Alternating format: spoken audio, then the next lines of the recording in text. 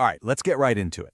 In this explainer, we're going to break down 3 really powerful frameworks that therapists use to help kids master essential skills.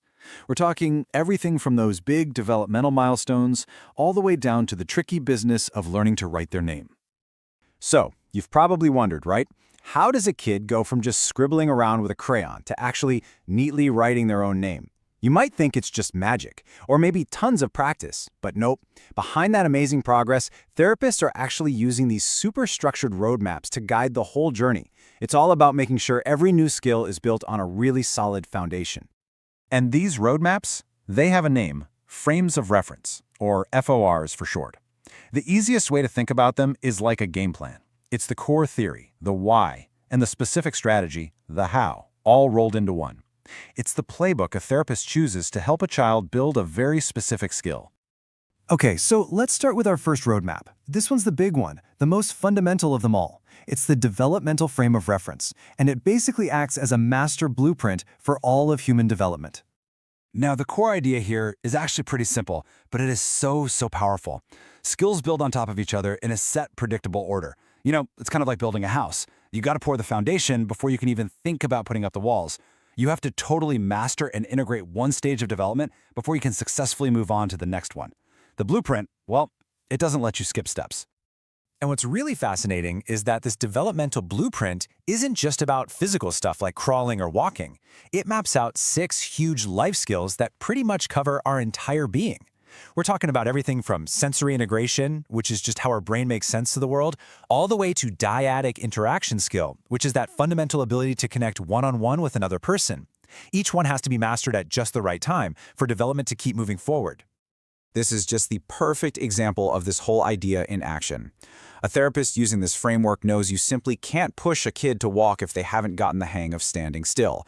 I mean, it makes sense, right? That foundational piece has to be locked in first. It's basically a non-negotiable rule of development. So if our first framework was the master blueprint, how do we actually build the skills? Well, that brings us to our second framework, the Acquisitional Frame of Reference. A great way to think about this one is as a hands-on toolkit for active teaching and learning. Now, unlike that big, broad developmental map, this toolkit is all about the nitty-gritty. It's about directly teaching and learning functional skills a child needs to succeed in their everyday life. You know, at home, at school, out on the playground. It's super practical and totally goal-oriented. The process here is really active. A therapist will use different reinforcement strategies to shape a very specific behavior. But here's the real kicker. Mastering the skill in the therapy room, that's not enough. The ultimate goal is what we call generalization. So that means if a child learns to tie their shoes in therapy, they can also do it at home, before school, and then again at a friend's house after playing. They can take that skill and use it anywhere, anytime. That's when you know they've really got it. And this is where it really hits home in the real world.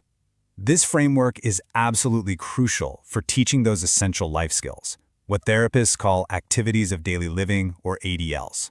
We're talking about things like getting dressed, brushing your teeth, or learning to eat with a fork and knife. These are the absolute building blocks of independence. Okay, so let's zoom all the way in now. For our final framework, we're going to look at a highly specialized guide.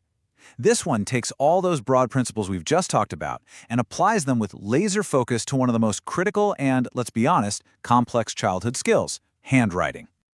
So, when a kid is struggling with their handwriting, a therapist using this guide basically becomes a detective. They don't just look at the sloppy letters on the page. No, instead, they methodically check out these 5 different areas. Everything from the child's posture in their chair to how their eyes are tracking across the page to find the exact root of the problem. And this detective work leads to a really fascinating principle that guides the whole thing. It's all about proximal versus distal control. Now, proximal just means close to the center of your body. Think your core and your spine. Distal means further away, like your hands and fingers. The crucial insight here is that you simply cannot have fine-tuned distal control without first having stable proximal control. Or to put it simply, a child can't control a pencil with their fingers if they don't have stable control of their core first. It all starts from the center and works its way out. Pretty cool, right? And look, the goal here isn't to create a master calligrapher. It's about making handwriting a functional tool for learning and communication. Can the child write legibly? And can they do it fast enough to keep up in class? That's what really matters. That's what makes it a usable skill for school and, down the line, for life. So we've looked at a big picture blueprint for development, a hands-on toolkit for learning specific tasks, and a specialist's guide for a really tricky skill. So the big question is, how do they all fit together in the real world? Okay, let's put it all side by side. The developmental framework, that's all about the sequence, right? Helping a child master milestones in the correct order. Then you have the acquisitional framework, which is all about active teaching and using reinforcement. And finally, a specialized one, like the handwriting framework, that lets a therapist do a deep dive to solve a very specific problem. And that right there brings us to the most important takeaway of all. The best therapists don't just pick one tool and stick with it for everything. The real art is in how they blend these frameworks, using that big picture blueprint to understand where a child is in their development, using the hands-on toolkit to teach them what they need to learn, and pulling out a specialist guide to fix a specific challenge. It's a holistic approach, and it's a powerful reminder that supporting a child's growth isn't about finding one single magic bullet, but about understanding the entire interconnected journey of learning.